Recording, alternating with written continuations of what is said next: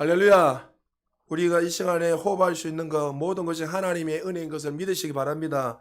그 은혜를 깨닫게 되면 우리의 삶에 혁명이 일어납니다. 이전에는 주님 만나기 전에 내가 열심히 몸 관리를 하고 내가 열심히 노력해서 뭔가를 이룬 것 같은데, 창조주 하나님을 만나게 되면 내 열심이 아니라 오늘 금방 7절에 읽었던 것처럼 하나님의 그 열심이, 하나님의 그 은혜가 우리를 이끌어 가신다는 거죠. 그것을 깨닫게 되면 우리 인생에 혁명이 일어나고 삶의 변화가 반드시 일어난다는 거죠. 여러분, 오늘 본문을 가지고 계속 이어서 우리 성탄절에 대해서 말씀하고 있는데, 최고의 선물 예수 그리스도라는 제목을 가지고 말씀을 좀 전하려고 합니다. 참 많은 학자들이나 많은 사람들이 이 코로나가 2년 넘게 지속될 줄 상상도 못했습니다. 화이자 대표가 이렇게 어저께 기사를 낸 걸 제가 봤습니다. 이 코로나가 종식되려면 아직도 멀었다. 2024년 지나서 종식되지 않겠나 할 정도로 이렇게 미래에 대해서 암담하게 발표를 하고 있습니다. 사실 이 일들은 요한계시록에 보면은 당연히 일어나는 일이라고 이미 예언을 했고, 또 앞으로도 이 일보다 더 많은 일들이 계속 우리가 상상할 수 없는 그런 어려움들이 많이 있습니다. 그래서 우리는 이런 많은 사건들을 통해서 두려워하고 떠는 것이 아니라, 하나님의 자녀들은 그것을 통해서 어떻게 해라는 거예요? 주님이 오심이 이제 얼마 남지 않았구나. 주님이 이제 이 땅에 오시면 우리에게는 심판주가 아니라 우리를 구원주로 오시고, 믿지 않는 자들에게는 심판주로 올 것인데, 주님이 오실 날이 얼마 남지 않았으니까 우리 교회는, 또 저와 여러분들은 정말 주님의 오심을 준비하면서 최선을 다해서 많은 자들을 복음으로서 변화시킬 수 있는 그런 삶을 살아야 된다는 거죠. 정말 정치나 경제나 사회적으로나 문화적으로나 정말 어떤 것들도 정말 시원하게 우리의 마음을 기쁘게 해주는 내용들이 없습니다. 모든 사람들이 힘들다, 어렵다, 고통스럽다, 괴롭다. 정말 마치 이 어두운 터널을 지나가는 것처럼, 마치 빛이 보이지 않는 것처럼 많은 사람들이 어렵고 힘들다고 많이 이야기합니다. 특별히 우리 한국 교회가, 특별히 우리나라가 영적으로도 어려울 뿐만 아니라 경제적으로도 그렇고 영적으로도 특별히 어려운데, 조사를 통계를 보니까 지금 한국 교회가 어느 정도로 영적으로 어렵냐면, 대학생들이 예수를 믿는 분포가 통계에 의하면 5%밖에 안 된다는 거예요. 2015년도에 조사해 보니까 한 15% 정도 되었는데 10년이 채 되지 않아서 지금 5%로 떨어졌다는 거죠. 심각합니다.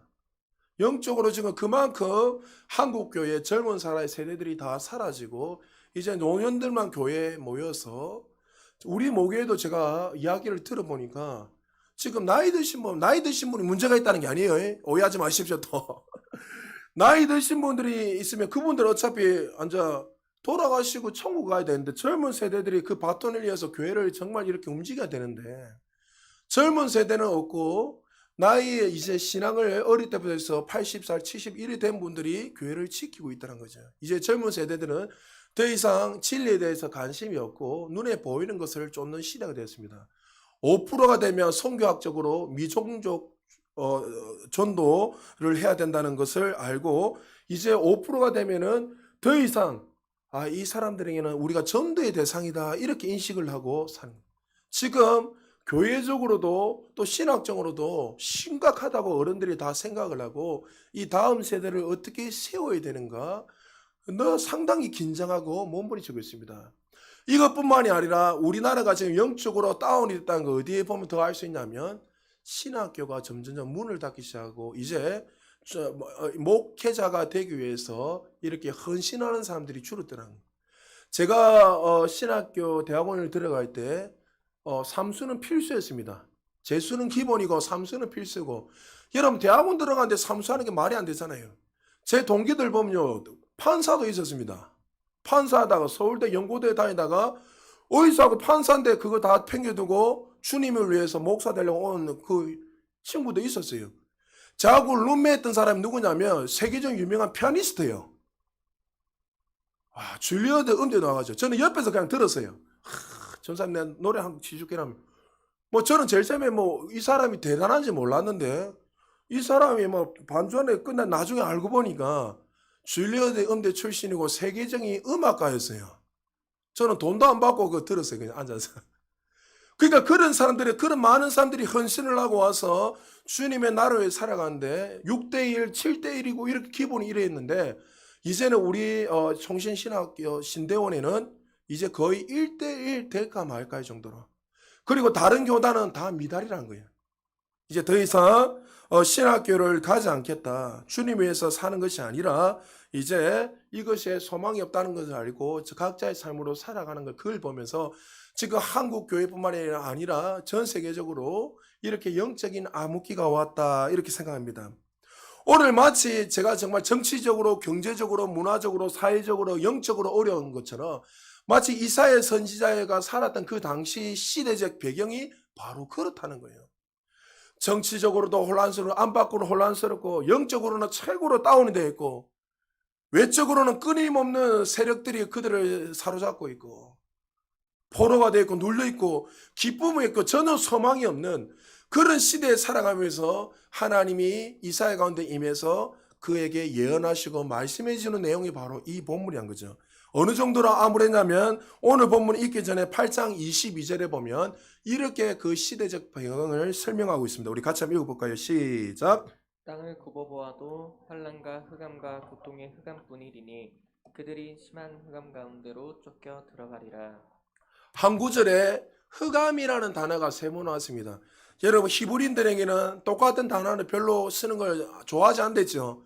근데 똑같은 단어를 반복했었다는 건 최상급이라는 거예요. 이것을 강조하고 싶다는 거예요. 근데 한국말로 읽으면 잘 모르지만 히브리 원문에 보면 흑암에는 이 단어를 다 다르게 했습니다. 첫 번째 흑암은 하셰카라 하고 두 번째는 마오프라고 세 번째는 에페라라고 이렇게 했는데 쉽게 말해서 이 세 단어를 사용하면서 지금 이스라엘의 최고의 삼중고 고통 가장 심각한 어려움을 당하고 있다는 것을 이 단어를 통해서 보여주고 있다는 거죠. 그런데 이사야 선지자가 이 고통을 이야기하면서 상황을 이야기하며 9장을 넘기자마자 그 삶을 완전히 반전시키는 이야기를 합니다. 9장 1절에 보면 우리 한글 성경에는 전에라는 이 단어로 시작하지만 이 한 단어가 빠져 있습니다. 히브리 원문에 보면은 원래 전에라는 그 앞에 단어에 뭐냐면 키라는 단어가 써 있어요. 키가 뭐냐면 그럼에도 불구하고라는 뜻입니다. 그러니까 지금 상황이 삼중구로 고통 가운데 이 상황 가운데 있지만은 이스라엘 백성들이 그럼에도 불구하고 무엇을 통해서 너희들이 회복될 것이다 라는 것을 이것을 통해서 반전으로서 설명하고 보여주고 있다는 거죠. 자, 그래서 9장 1절에 보면 2절에 보면 어떻게 설명하고 있습니까? 우리 같이 한번 읽어볼까요? 시작. 그럼에도 불구하고 전에 고통받던 자들에게는 흑암이 없으리로다. 옛적에는 여호와께서 스불론 땅과 납달리 땅이 멸시를 당하게 하셨더니 후에는 해변길과 요단 저쪽 이방의 갈릴리를 영화롭게 하셨느니라.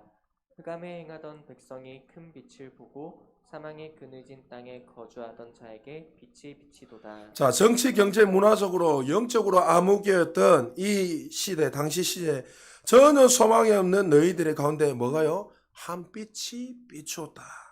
그 빛이 구체적으로 어디에 임했다고 오늘 본문에 말합니까? 스불론, 납달리, 또 갈릴리 지역에 하나님의 영광의 빛이 임했다고 설명하고 있습니다. 한번 지도 한번 띄워보십시오.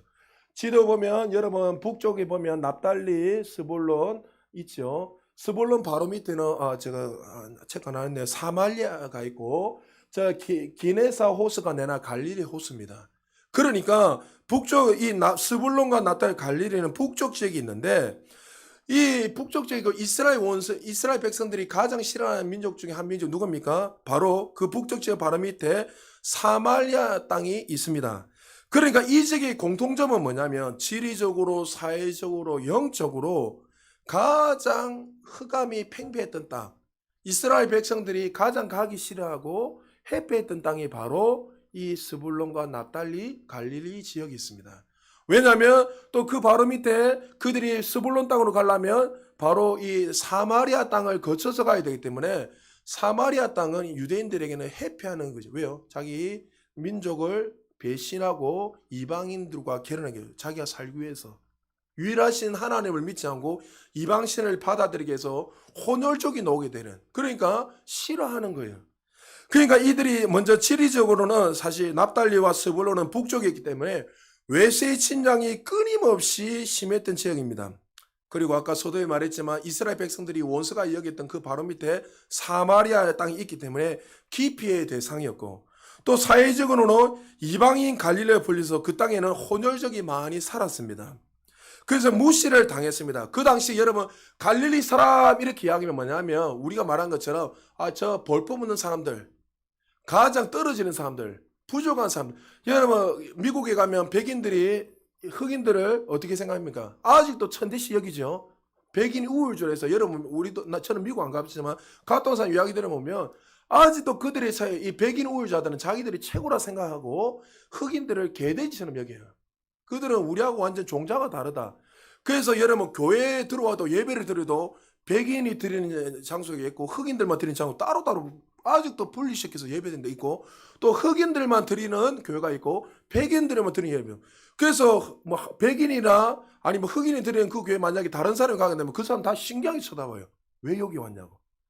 그러니까 아직도 그래 드리고 있단 말이죠. 그러니까 갈릴리 사람들 이렇게 하면 저 바보 같은 사람들 이렇게 그 당시에 유대인들의 인식 속에는 그렇게 생각하고 있었습니다.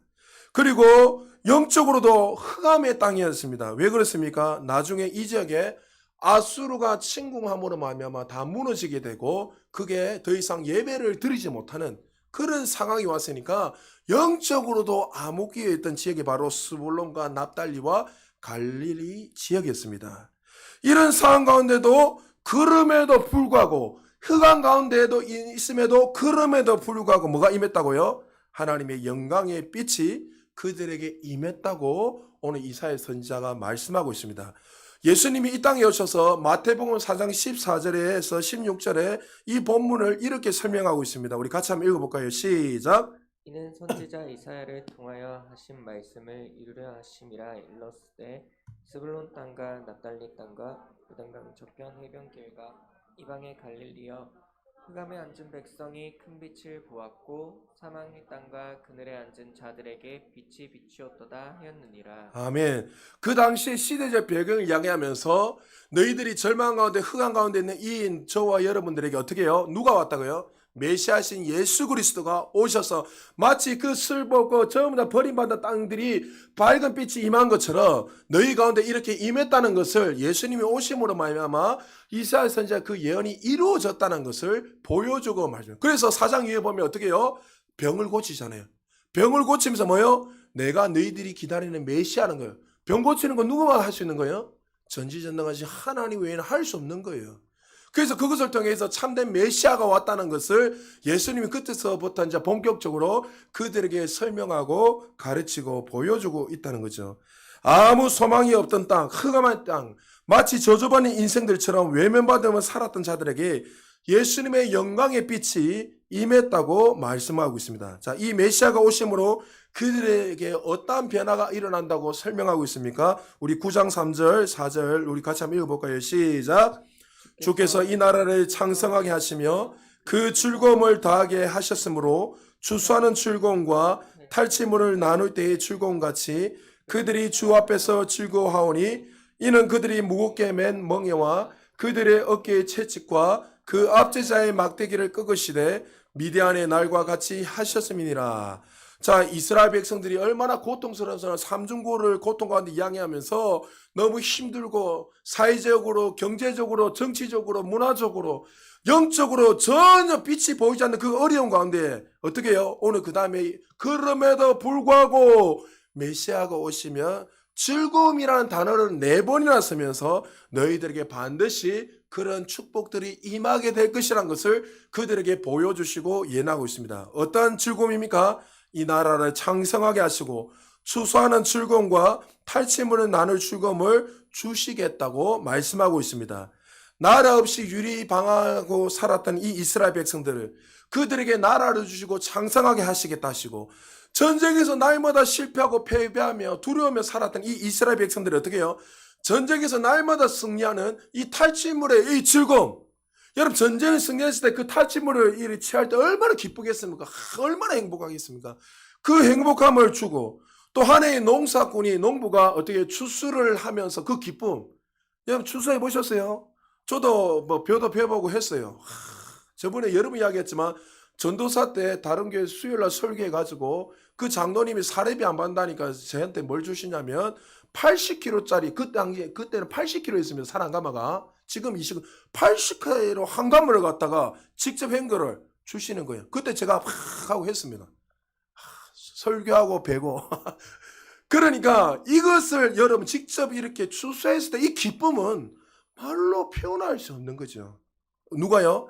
예수 그리스도 메시아가 오시면 너에게 그 고통과 괴로움과 정말 앞이 보이지 않는 이 캄캄한 가운데서도 이런 기쁨을 주시겠다고 말씀하고 있습니다. 마치 가나 혼인잔치에 어떻게요? 포도주가 끊어짐으로 말미암아 그들에게 기쁨이 상실됐잖아요. 포도주는 기쁨이라 이야기했습니다. 잔치를 벌이면서 이 포도주를 먹고 마시면서 기뻐하고 즐거워야 되는데 이 포도주가 끊긴다는 기쁨이 사라졌다는 거예요. 근데 누가 오셨어요? 예수님이 오셔서 물 5항아리를에다가 9가지 채워가지고 여러분 물 항아리가 요만한 게 아니에요. 제가 이스라엘에서 보니까 항아리가 이따만의 한 개가 제 키만 해요. 그러니까 이 하인들만 그 기쁨을 알았잖아요. 자기들은 가져갔기 때문에 잔치 있는 사람으로. 그런데 거기 9가지 채워서 갖다 주니까 어떻게 해요? 끊어졌던 기쁨이 상실됐던 그 잔치에 물이 포도주가 바뀌면 기쁨이 회복되는 거예요. 그 예수님이 이 땅에 오심으로 말미암아 하나님과 끊어졌던 관계들, 기쁨을 잃어버리는 이 관계들이 그 주님이 오심으로 말미암아 회복되고 즐거움이 넘치게 해주시겠다고 하나님이 우리에게 말씀해 주시고 이야기해 주십니다. 오늘 본문을 조용히 묵상해 보시기 바랍니다. 이사야 선지자가 어떤 상황 가운데 즐거워하라고 말씀하고 있습니까? 지금 삼중고의 어려움 가운데 죽음 가운데 있지만 어디에서 즐거워하라고 있죠? 주 앞에서 즐거워해라. 이렇게. 우리는 눈에 보이는 그 어려움 때문에 날마다 원망하고 현실의 벽 앞에서 불평하며 그 현실 앞에서 눈물을 흘리며 살아가는 인생인데 그런데 이사야 선지자가 살아가던 그 당시에는 최고의 고통 가운데 괴로움 가운데 있었지만 그 너희들이 즐거워할 수 있는 이유가 무엇인가? 환경을 바라본 것이 아니라 네가 지금 누구 앞에 서 있다는 거예요? 주 앞에 있다는 거예요. 할렐루야. 주 앞에 있기 때문에 항상 기뻐하고 감사함으로 나아가는 거예요. 여러분 이것이 중요한 거예요. 인식해야 돼요. 여러분 지금 여러분 가운데 환경에 어려움이 있습니까? 환경을 바라보지 말고 누구 앞에서 기뻐하는 거예요? 주 앞에서. 할렐루야. 여러분 만약 여러분 삶속에 지금 이 벼랑 끝에서 떨어지려는 그 경험을 하려고 서 있는 벼랑 앞에 서 있는 분들이 있습니까? 그 가운데서도 이사야 선지자 어떻게 말하죠? 주 앞에서 기뻐하라. 여러분 금요일날 소개했지만 우리가 지금 어느 왕국에 있습니까? 우리는 하늘의 왕국에 속한 자예요. 할렐루야.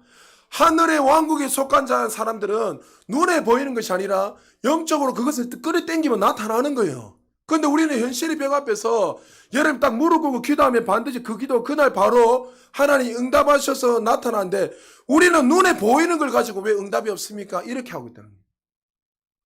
다니엘에서 보면 여러분 지금 다니엘에서 읽겠죠? 보면 어떻게 됐습니까?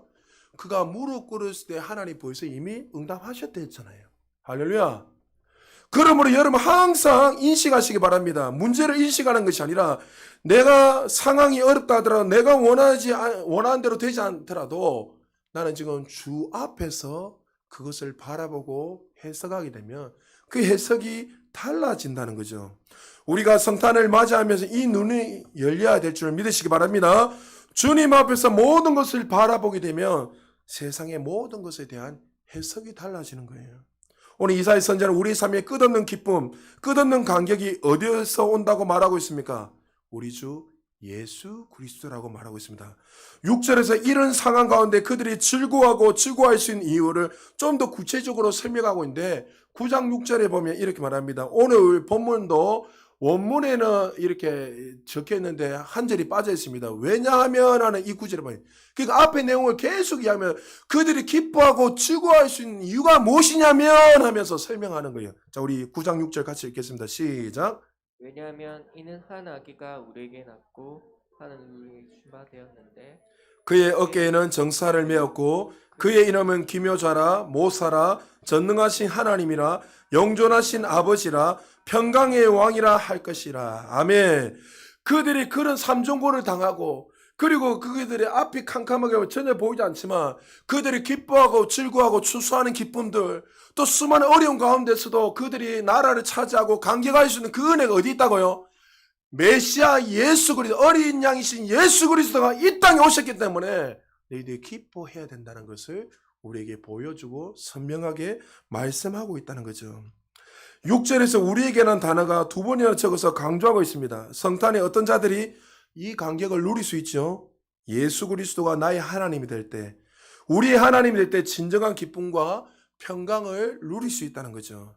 성탄의 불을 밝힌다고 이 기쁨이 오는 거 아닙니다, 여러분. 예수님에 대해서 잘 안다고 이 기쁨이 오는 게 아니에요. 세상의 철학과 종교는 그것을 아는 것으로 됩니다. 예수님은 나의 주님을 만나야 하고 그분 안에 거해야 하고 그분을 먹어야 하고 주님과 교제하고 연합하며 그분이 내 안에 내가 주님 안에 거하며 살아가게 될 때 진정한 연합이 일어날 때 이 성탄이 주는 이 기쁨, 평강이 우리에게 부어주는 거예요. 아무에게 부어지는 것이 아니에요. 제가 뭐 집사님들이나 아니면 주변의 분들을 뭐 이렇게 또 상담을 이런저런 이야기해 보면 어떤 분들은 대화가 안 되는 분들 왜 대화가 안 되냐면 자기 생각에 사로잡혀가지고 자기만 무조건 다 맞다는 거예요. 맨날 이야기해도 성경을 펴나고 설명해 줘도 아닙니다 목사님 이게 맞습니다. 지금 하도 열이 받아가지고 그런 말로 찾아왔습니까? 오시지 말지. 듣기 싫으면 본인대로 알아서 하시지. 근데 본인은 답답하다는 거예요. 그러니까 자기가 답답해서 찾아왔으면 들어야죠. 여러분 우리가 하나님을 아무리 많이 알고 있어도 세상의 철학과 지식처럼 그분을 알고 있어도 이 성탄을 맞이하면서 그 창조주 하나님을 나의 아버지로 나의 왕으로 나의 구주로 모시지 않으면 진정한 기쁨이 일어날 수 없다는 거예요. 사랑하는 여러분, 성탄을 맞이하면서 다시 한 번 더 그 구원의 하나님을 깊이 경험 체험 만나는 저 여러분 되시기를 주님 축복합니다. 오늘 이사야 선지자가 그 흑암 가운데 어두운 가운데 있으면 그 가운데 있는 자들이 예수 그리스도 오시면 이 기쁨이 너에게 부어질 것이다 이야기하면서 예수님의 이름에 대해서 구체적으로 너에게 구체적으로 5가지 이름으로 오셨다고 설명하고 있습니다. 첫 번째가 따라합시다. 기묘자로 오셨다. 기묘자라 말은 경이로우신 하나님이라는 뜻입니다. 그 뜻은 경이로운 하나님을 이 땅에 오셨는데 오늘날의 경이로움이라 다시 말해서 감탄이라는 단어가 사라진 시대가 되었습니다. 예수님 탄생 자체가 경이롭습니다. 왜요? 하나님이 어떻게 인간의 몸으로 태어날 수 있습니까? 그 자체가 경이로운 것이에요. 무한하신 하나님이 어떻게 죄인을 위해서 인간의 몸을 입고 이 땅에 오신 그 자체가 경이롭고 감탄하는 것이죠. 왕 대신 하나님이 어떻게 죄인의 발을 씻길 수 있습니까? 왕 대신 하나님이 어떻게 십자가에서 우리를 위해서 대신에 죽으시고 또 무덤에서 부활하신 것, 그 자체가 경이롭다는 거죠. 정말 그리고 부활하셔서 하늘로 올라가시면서 또 하늘 문을 가르시고 이 땅에 다시 우리에게 오실 그 주님, 그 주님의 모든 삶 자체가 경이롭다는 거죠. 그 경이로우신 그 주님을 만나게 되면 우리 삶에 나타나는 게 뭐냐면 우리의 삶에 경이로우신 하나님을 증거하고 우리의 삶에 이 경이로움이 넘치는 거예요. 이 예배 때 여러분 어떻게 경이로움을 체험할 수 있죠? 이 주님이 누구신지 알게 되면요, 주님을 경배하면서 감탄하면서 예배드리는 거예요. 여러분 소중히 여러분 기도하면서 제가 이야기했지만 시간이 지나면 지날수록 우리는 너무나 익숙해지다 보면 나도 모르게 어떻게 해요? 예배가 무너져요. 여러분 예배는 이 종교 생활이 아니에요. 찬양을 부르고 뭐 기도하는 프로그램을 앉혀놓고 땡땡땡땡 하며 헌금을 이게 예배가 아니에요. 여러분 이거는 어떤 조직을 갖춰놓은 거. 진짜 예배는 뭡니까? 하나님과의 우리의 만남이에요. 코이노니아예요. 할렐루야. 교제예요. 교제. 오늘도 이 예배 가운데 담임 목사를 통해서 말씀을 전할 때 하나님이 주시는 그 말씀을 통해서 여러분이 교제가 일어나는 교제가 하나님께 맞네요. 그렇네요. 하나님 나를 얼마나 사랑하십니까? 하나님 얼마나 이 가운데서 나를 인도하시고 더 좋은 길을 인도하시는 좋으신 하나님인가? 그 하나님을 깨닫고 강경하면서 주님 앞에 경배하고 예배하는 게 바로 우리가 드려야 될 예배예요. 그러니까 그 은혜를 체험하고 나서 6일 동안 더 삶에서 그 하나님을 경배하고 찬양하는 거예요. 욕을 많이 하다가 내가 그렇게 하면 안 되지. 나는 하나님이 찾는데 내가 주님을 경배하며 살아야 되지 하면서 욕을 절제하게 되고, 이전에는 막 세상 것을 좋아하고 뛰어다니고 돌아다니다가 내가 이렇게 저렇게 살면 안 되지. 경박하게 살면 안 되지. 하나님 내 안에 계시고 나와 함께 하시는데 내가 자녀답게 살아가면서 절제하게 되고, 그렇게 하면서 경이로우신 하나님을 바라보고 찬양하며 나갈 때 그 삶에 경이로우신 하나님의 역사들이 나타나게 되어 있다는 거죠. 사랑하는 여러분, 꼭 기억하시기 바랍니다. 우리가 먼저 경이로우신 하나님을 늘 바라보고 살아가게 되면 세상 모든 곳에 감탄이 일어나고 경이로우신 그 하나님이 일하시님을 경험하게 될 걸 믿으시기 바랍니다. 두 번째요, 예수님이 이 땅에 무엇으로 오셨냐면 답시다. 모사로 오셨다. 모사는 여러분 카운셀러로 오셨다는 거예요. 카운셀러가 뭡니까? 상담자로 오셨다는 겁니다. 예수님은 우리의 상담자로 오신 것을 믿으시기 바랍니다. OECD의 국가 중 자살률 1위가 참 부끄럽지만 우리나라가 계속 끊임없이 연속적으로 1위를 달리고 있습니다.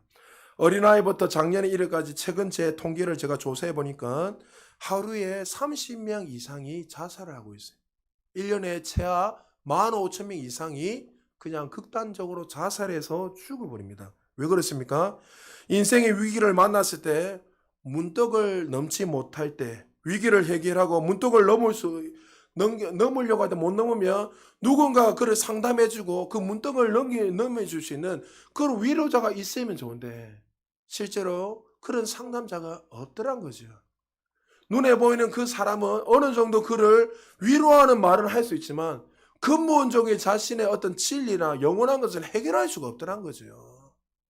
그러니까 그들이 안 되니까 극단적으로 어떻게 해요? 나에게는 정말 위로자가 없구나. 나의 이야기를 들어주는 사람들은 아무도 없구나. 내가 눈물을 흘릴 때 그 눈물을 닦아줄 수 있는 위로자, 상담자.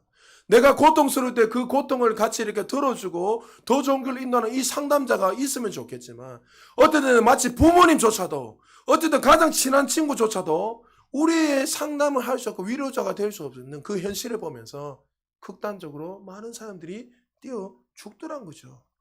저도 저에게 상담을 오는 중에 참 부끄럽지만 저에게 아니요, 한 어떤 모 전도사님입니다.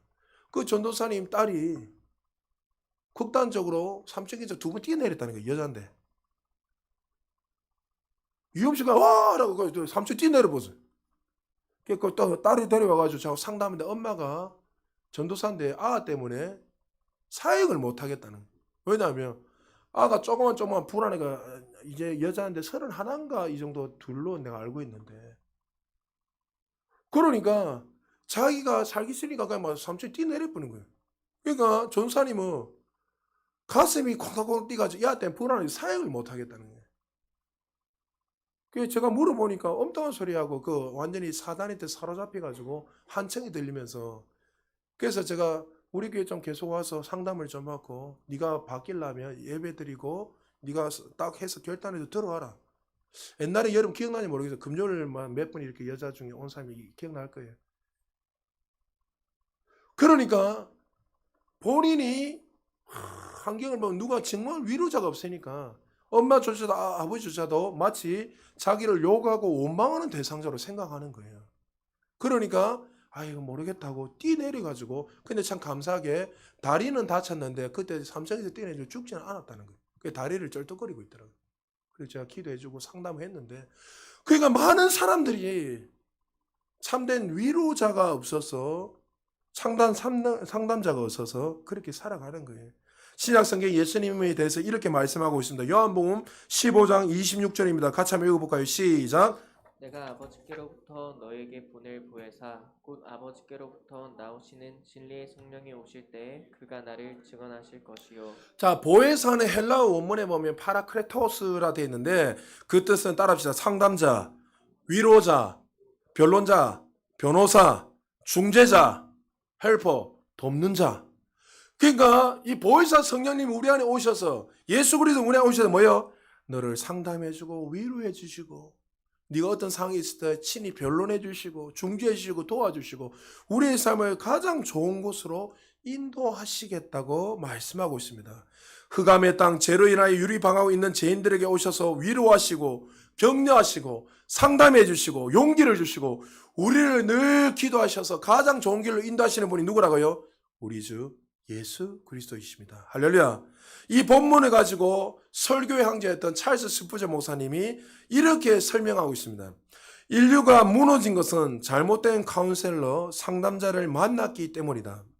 이 세상이 멸망당한 것은 한 카운셀러 때문이다. 뱀으로 가장한 한 사탄이 뛰어난 교묘함으로 예언을 꼬드겨 하나님과 같이 되리라는 헛된 희망으로 선과 악을 아는 나무의 씨가를 먹게 하지 않았는가? 우리의 어머니가 창조주에게 반기를 들게 한 것이 그 사악한 상담이 아니었던가? 그의 죄의 결과로 온갖 피해와 함께 이 세상에 죽음을 가져오지 않았던가? 오 사랑하는 자들이여, 세상을 파괴한 상담자가 존재한 것처럼 세상을 회복할 상담자가 필요한 것은 당연한 일이라네. 그러니까 아담과 하와가 상담자에 계신 그 하나님의 앞에서 위로를 받고 그것을 잘 인도받았으면 이 땅에 인류에 죽음이 오지 않고 죄가 안 왔어요. 근데 잘못된 상담자의 말을 들음으로 말미암아 어려움과 고통을 당하게 됐다는 거죠. 오늘날 코로나 팬데믹으로 인하여 정말 우리에게 절대적으로 상담자가 필요합니다. 많은 사람들이 우울증으로 인하여 고통을 당하고 인생을 포기하고 우울증 환자가 지금 100만 명이 150만 명을 달려가고 있습니다. 그러니까 정말 너무나도 힘들다는 거죠. 이 코로나가 이렇게 지속될 줄 여러분 알았습니까? 저는 우리 아이들 보면 참 마음이 아파요. 왜요? 저는 어릴 때 흙을 만지고 살았거든요. 흙 파고 여러분들 오징어 게임 보셨어요? 우리 아이들 고기 것들이 문제인데 오징어 게임 보면은 뭐 달구지 게임 뭐 하여튼 이렇게 오징어 게임 우리 어릴 때 다 했어요. 그걸 달구지 게임을 했는데 그리고 뭐 하여튼 뭐 구슬 이제 치기 뭐 이런 것들 어릴 때 흙을 만지면서 뛰어다니고 그 문지면 이래 다니 지금 봐요 뛰노지도 그래도 우리 아이들은 용감하게 잘 뛰어다니지만 얼마나 제한된 삶을 삽니까? 그러니까 답답한 거예요 사람들이 전부 다. 우리 교회도 지금 한번 밖에 야외에 나가고 싶은데 야외 한번 데려가서 좀 놀고 싶은데 좀 이렇게 1박 2일로 제가 늘 막 10월 달에도 한번 가고 하는데 별의별 생각이 다 나는 거예요. 답답해요, 답답해. 그러니까 사람들은 자기 원하는 대로 안 되니까 나도 모르게 우울증이 오고 답답해지는 거예요. 너무나 급변하게 변하는 시대에 발맞춰 가지 못해서 도태되는 사람들이 많이 있고 또 미래에 대한 불투명으로 인하여서 청년들이 염려하고 걱정을 하고 정말 이런 시대에 누구보다도 우리에게는 상담자가 필요하다는 거죠. 오늘 주님 말씀하셨습니다. 주님이 너희의 상담자가 되어주겠다. 너희들의 위로자가 되어주고 너희들의 고통을 들어주고 너희들을 더 좋은 길로 인도하는 그런 상담자가 되어주겠다는 거예요. 여러분 이 좋으신 상담자를 붙들고 날마다 의지하며 살아갈 수 있는 저와 여러분 되시기를 주의 이름으로 축복합니다. 그리고 세 번째요. 전능하신 하나님의 이름으로 오셨다고 말합니다. 히브리어로 엘 기보르 되어 있는데 엘은 여러분 엘로힘 할 때 하나님이고 기보르는 용사라는 뜻을 가지고 있습니다. 그래서 엘 기보르를 이렇게 같이 합치면 따라합시다. 절대 적는 자, 절대신을 말하는 거예요. 전능자는 절대신이에요. 절대신. 이거는 절대자에게만 사용하는 건데 우리 하나님은 모든 것을 할 수 있는 분이십니다. 할렐루야. 무소부지하신 하나님입니다. 2700년 전에 활동했던 이사야 선지자가 어린아이의 탄생을 이야기하면서 어떻게 이렇게 최고의 표현을 할 수 있습니까? 이 아이가 누굽니까? 우리를 구원하실 하나님이시기 때문에 절대신이라고 엘 기보르 이렇게 하면서 절대자라고 말씀하고 있습니다. 자, 예수님이 이 땅에 오셔서 2000년 전에 오셔서 이 유대인들에게 제자들에게 이렇게 말하고 있습니다. 요한복음 14장 9절 10절 같이 한번 읽어볼까요? 시작. 예수께서 가라사대 빌립아 내가 이렇게 오래 너희와 함께 있으되 내가 나를 알지 못하느냐 나를 본 자는 아버지를 보았거늘 어찌하여 아버지를 보이라 하느냐 나는 아버지 안에 있고 아버지는 내 안에 계신 것을 내가 믿지 아니하느냐 내가 너에게 이르는 말이 스스로 하는 것이 아니라 아버지께서 내 안에 계셔 그의 일을 하시는 것이다. 아멘. 나를 본 자는 아버지를 보았고 내가 꼭 누구라는 거예요? 전능하신 하나님이다라는 것을 예수님이 말씀하셨습니다. 당시 이 말을 들었던 유대인들 율법사들 제사장들은 이 뜻을 이해하지 못했습니다. 그리고 이 청년이 참담한 말을 한다 해서 신성모독으로 사형을 시켜버립니다. 그들은 참 하나님이요 전능하신 하나님 사실을 몰랐기에 그분 앞에 무릎을 꿇지 않고 그분을 십자가에 죽여버렸습니다. 여러분, 예수 그리스도를 어떻게 바라보냐에 따라서 종교와 기독교로 나누게 됩니다. 예수님을 한 성인으로 보게 되면 기독교는 하나의 종교가 될 것이고, 그러나 예수님을 전능자로 보게 되면 기독교는 생명의 진리가 되는 거예요. 할렐루야. 그래서 세상 종교는 어떻게 해요? 그 율법을 잣대를 대고 내 말을 듣지 않으면 죽인다는 거예요. 여러분, 알라를 위해서 폭탄을 들고 있는 거 7살짜리 9살짜리 봤죠? 그들은 그것이 순교라고 생각해요. 그리고 다음 생에 자기는 좋은 삶으로 태어난다 생각하기 때문에 그들은 그렇게 죽는 거 7살짜리가 5살짜리가. 이 사람이 죽을 수 있겠나? 폭탄을 이렇게 둘러매고. 알라를 위해, 알라가 하나님이란 뜻이잖아요. 근데 어떻게 해요? 그들은 자꾸만 이 신을 위해서 자기가 더 가까이 나가고 열심히 하고 노력해야지만 신이 기뻐한다. 그러나 우리 예수 그리스도는 어떻게 해요? 우리를 위해서 이 땅에 비야 인간의 몸으로 오셨어요. 낮아지셨어요. 그리고 나서 이 전능자이신 절대자께서 그렇게 낮아짐으로 말미암아 우리에게 아바 아버지로 오셨어요. 여러분, 그 전능자를 만나게 되면 그 삶에 나타나는 현상이 하나 있습니다. 그 뭐요? 그분 앞에 경배자로 살아가게 있는 거예요. 성탄절을 맞이하면서 우리가 하나님께 드려야 할 최고의 선물이 무엇입니까? 하나님을 진실로 믿고 알게 되면 그 전능자 하나님 앞에 진실한 예배가 임하게 되는 거예요. 우리 사랑하는 자녀들에게 가르쳐야 할 것이 바로 이것입니다. 여러분, 성탄절을 맞이하며 귀한 선물 아이들한테 주는 거 귀합니다. 이 선물을 주면서 여러분 자녀들에게 더 귀한 선물을 줘야 돼요. 나는 너에게 눈에 보이는 이 선물밖에 줄 수 없지만 너는 창조주 하나님, 전능하신 하나님이 너의 인생의 최고의 선물이야 하면서 그 선물을 자녀들에게 소개시켜야 돼요. 할렐루야.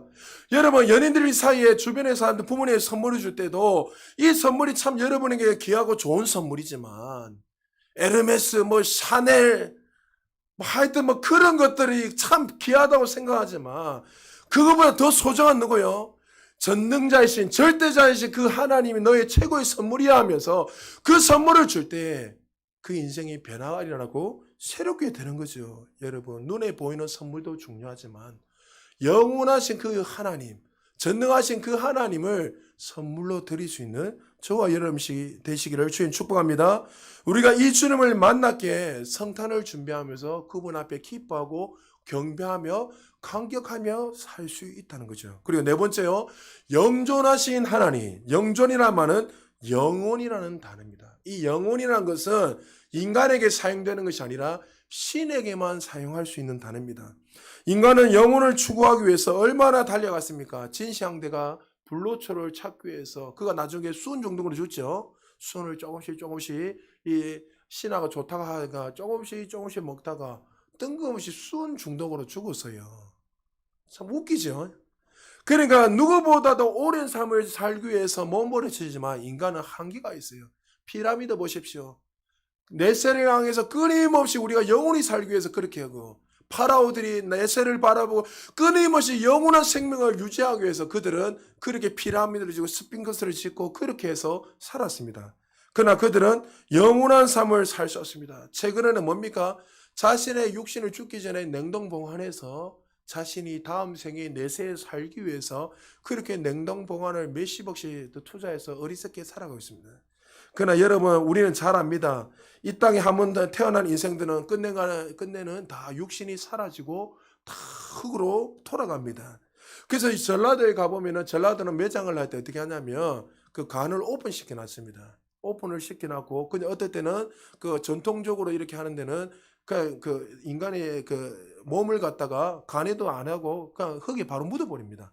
묻어버리면 나중에 매장을 하지 이장하면 어떻게 냄새가 좋기 때문에. 근데 요즘은 좋은 간을 이렇게 시켜놓으니까 어떻게 해요? 시체가 안 썩어져요. 안 썩어지니까 냄새가 나고. 저는 그거 한 2번 봤는데 그거는 뚜껑을 열어놨더라고요. 제가 깜짝 놀라가지고 뚜껑 열어 거기다 흙을 덮고 이렇게 쫙 해서 빨리, 왜 우리 몸은 흙이니까 흙으로 빨리 돌아가라 이렇게 하면서. 그러니까 우리는 언젠가는 왔다가 언젠가 다 흙으로 돌아가는 인생입니다. 그러나 이 땅에 영원하신 하나님이 이 땅에 오셔서 우리에게 영원한 씨앗을 주셨습니다. 그리고 그 은혜를 경험한 자들은 하나님과 함께 영원한 생명을 누릴 수 있는 은혜를 허락해 주셨습니다. 그리고 영원하신 하나님을 우리가 뭐라고 부르죠? 아빠, 아버지라고 부를 수 있는 은혜 주신. 유대인들은 이 의미를 이해를 못합니다. 왜요? 유대인들은 하나님 하면 멀리 계시는 분, 내가 친히 제인이 가까이 갈 수 없는 분, 그렇게 인식했어요. 그래서 그들은 하나님의 이름을 함부로 부르지 못해요. 그러니까 아도나이, 야훼. 근데 서기관이 글을 쓰다가 여호와라는 이름이 나오면 여호와라 부르지 않고 야훼라 부르면서 어떻게 해요? 그들이 일어서자마자 바로 가서 몸을 씻고 모욕 제기를 하고 두렵고 떨리는 마음으로 하나님의 이름을 기록합니다. 그렇지만 우리 하나님은 어떤 하나님이죠?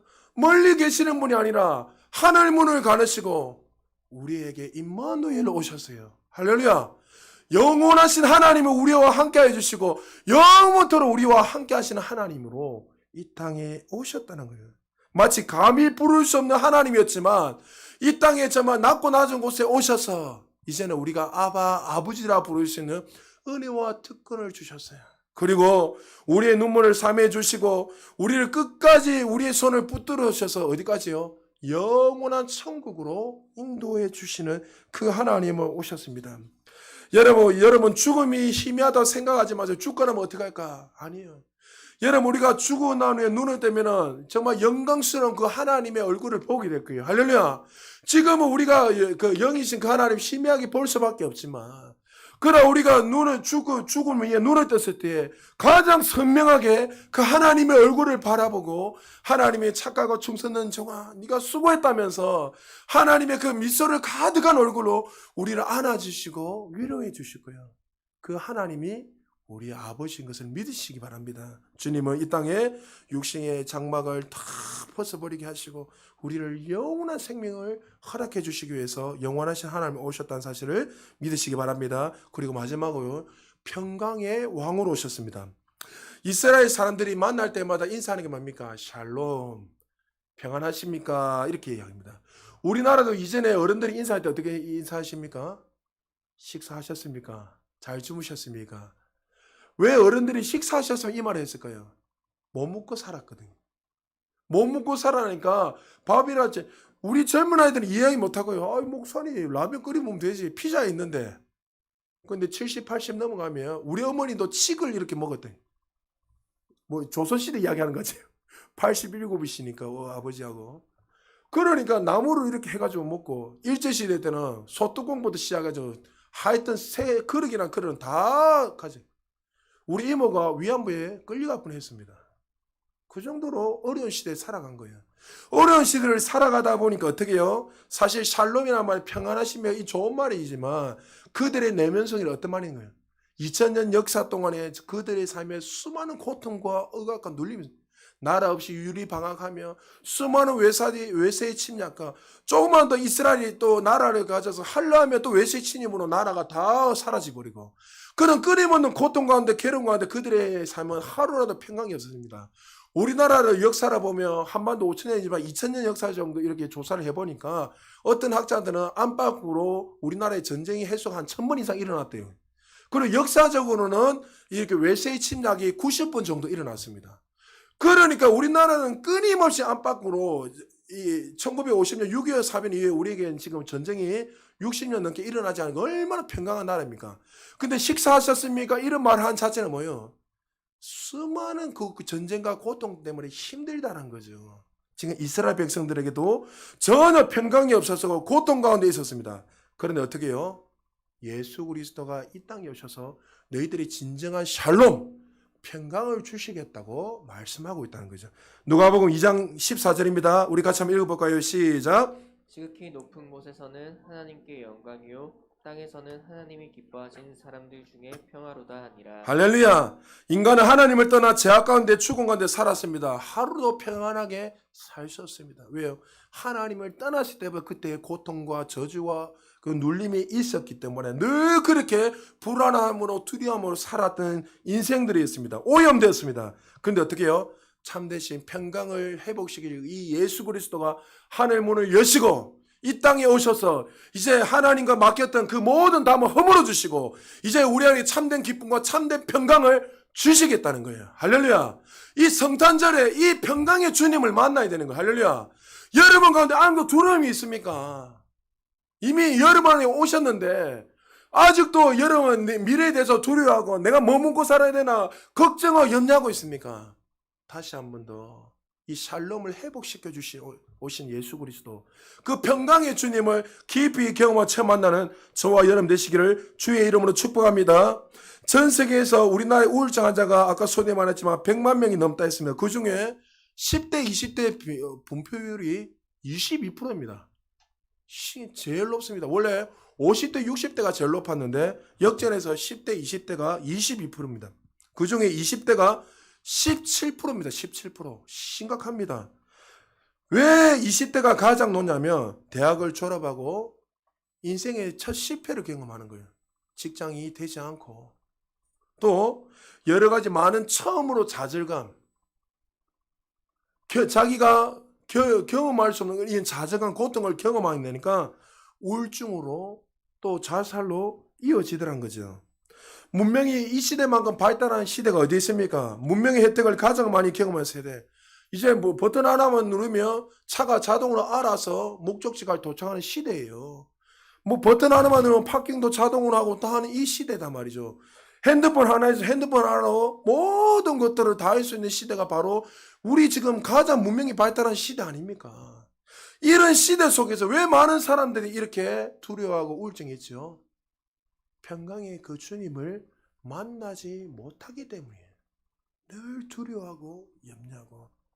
그리스도인들이 이들과 다른 것이 무엇입니까? 그들과 똑같은 좌절과 인생의 어떤 쓴맛도 경험합니다. 실패를 경험합니다. 그러나 그들과 다른 이가 뭐죠? 성탄절에 오신 그 예수 그리스도 평강의 주님이 나의 아버지시기 때문에 할렐루야. 그렇기 때문에 벼랑 끝에서도 우리가 웃을 수 있고 기뻐할 수 있는 거예요. 왜요? 그 평강의 주님이 세상에 주셨는 그 기쁨과 또 우리의 모든 삶을 인도하시기에 우리는 그 안에서 기뻐하고 감격하며 살아갈 수 있다는 거죠. 한 가지만 더 이야기 마무리합니다. 여러분 성탄을 기억하십시오. 성탄은 우리의 과거를 돌아보게 합니다. 기억하십시오. 성탄은 우리가 누구인지를 우리는 죄인이었어요. 전혀 주님 앞에 고개를 들 수 없는 그런 자들이에요. 그런데 오신 예수님을 돌아보고 우리가 감사하고 찬양해야 될 이유가 여기 있다는 거예요. 왜요? 이 죄인들을 우리를 의인으로 만드셨기에. 그래서 그 성탄을 여러분 어떻게 보면 절기보다도 가장 귀하게 지켜야 돼요. 왜요? 십자가도 예수님의 고난의 주관도 중요하지만 그보다 더 중요한 거는 예수 그리스도 이 땅에 오셨기 때문에 우리가 이렇게 기뻐하고 감격할 수 있는 거예요. 성탄은 미래를 바라보게 합니다. 왜요? 오실 예수님을 바라보고 또 우리가 기대하고 소망하기 때문에. 성탄은 현재 나를 돌아보게 합니다. 왜 그렇습니까? 주님을 인하여 감격하며 기뻐하고 감사하고 있는지 또 그 은혜를 감격하며 살아가고 있는지 나를 보게 하는 돌아보게 하는 시간이 된 그렇습니다. 여러분 성탄을 맞이하면서 여러분은 어떤 감격이 있습니까? 5가지 오늘 본문에 설명했지만 여러분 삶에 어떤 기쁨이 있습니까? 만약 이 5가지 기쁨이 이 이름에 기쁨이 있다면 감사하시기 바랍니다. 그리고 혹시 여러분 중에 이 5가지 이름 중에 한 가지라도 내 삶에 그것을 통해 기뻐한다면 그것을 붙들고 계속 전진하십시오. 그리고 이 5가지 기쁨이 전혀 없다면 이제 다시 한 번 더 그 주님의 그 5가지의 이름을 통해서 그 주님을 만나고 그 주님을 인하여 감격하며 살아갈 수 있는 저와 여러분 되시기 바랍니다. 오늘 마지막 제 7절에 보니까 이렇게 말씀하고 있습니다. 만군의 여호와의 열심히 이를 이루시리라. 이사야가 볼 때는 전혀 소망이 없고 아무것도 없고 우리 열심으로 뭔가 될지 않을 것 같지만 우리가 볼 때는 앞이 캄캄하고 전혀 안 될 것 같지만 누가요?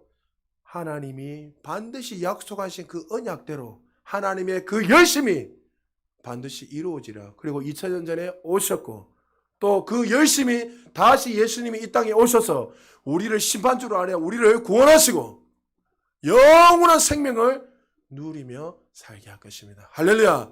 그래서 그 성탄의 주님을 만난 사람들은 어떠한 고백이 나오죠? 따라합시다. 기쁘다 구주 오셨네. 할렐루야. 기쁘다 구주 오셨냐 하면서 만배성 맞아나면서 기쁨으로 감격하며 찬양하게 된다는 거죠.